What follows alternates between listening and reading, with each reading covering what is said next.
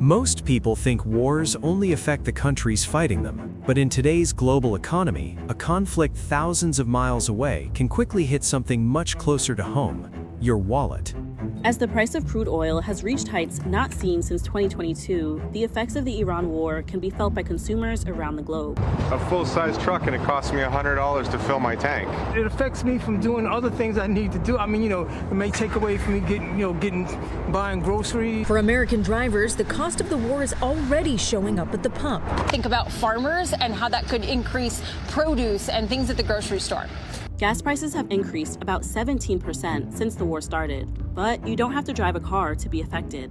Adding to a lot of transportation costs, a lot of shipping costs, but they also seep into other costs in the economy. These are the multipliers to get to a much more broad-based increase in prices that go beyond what we see at the gas pump and showing up in things like the grocery store as well. In this video, we'll break down exactly how the Iran war could affect gas prices, inflation, and household budgets over the next 90 days. What's happening in the Iran war? The latest escalation between the United States and Iran has centered around military strikes, shipping disruptions, and threats to critical energy infrastructure in the Persian Gulf. In March 2026, U.S. forces launched strikes on Iran's Karg Island, a key hub for the country's oil exports.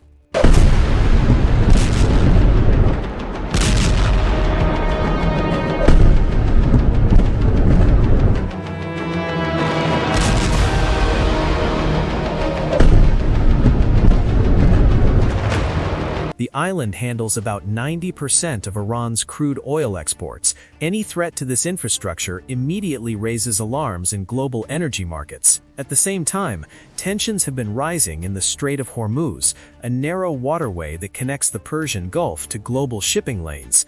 Military activity, attacks on commercial vessels, and the deployment of sea mines have disrupted normal tanker traffic in the region. These developments have already had an impact on financial markets.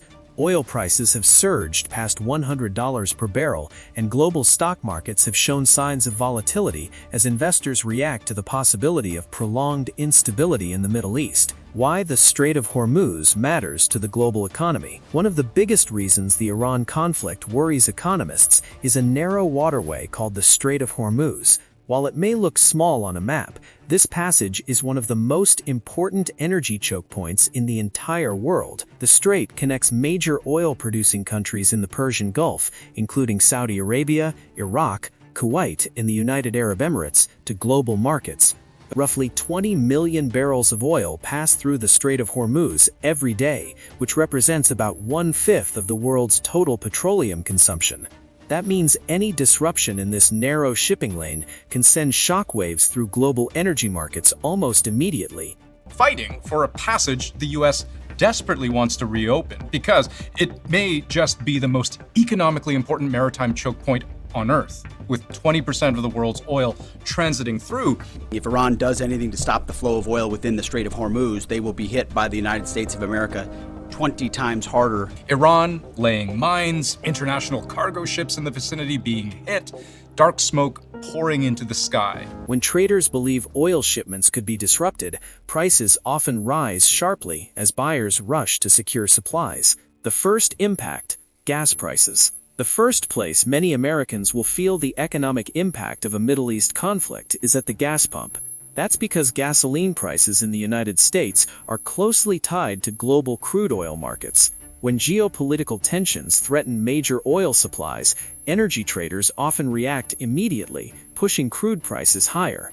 Consumers have felt some of the most immediate economic pain at the pump as gas prices climb. Across the U.S., drivers were paying an average of $3.48 for a gallon of regular gasoline on Monday, compared with $2.99 a week earlier. Gas prices have increased about 17% since the war started. The ripple effects of a war on the other side of the world are now being felt here at home. Since the conflict began, the pump price of petrol has risen by 5p a litre and diesel by 9p. There's nothing you can do. If you want to use your car, you've got to pay. The government could do more in taking out some of the duty they put on to some of the to help out in these times.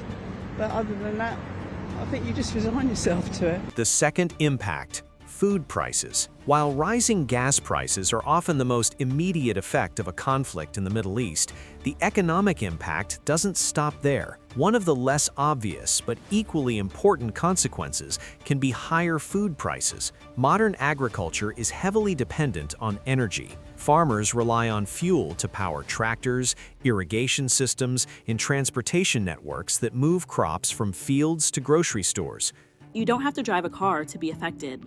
Nearly all goods that are bought and sold need to travel from where they're produced to where they're bought. So those costs will likely climb with higher gasoline, diesel, and jet fuel prices. Fuel surcharges will also rise as shipping companies aim to pass along higher costs to their customers, ultimately making goods more expensive. If oil prices remain elevated, fresh foods that must be transported quickly could see price hikes faster than packaged foods, which are less perishable. And heating your home and cooking food with natural gas will likely cost more as the war rages on. Economists say the spike in diesel fuel prices will likely factor into U.S. inflation. Inflation and the stock market. Beyond fuel and food prices, conflicts that disrupt energy markets can also have broader consequences for inflation and financial markets.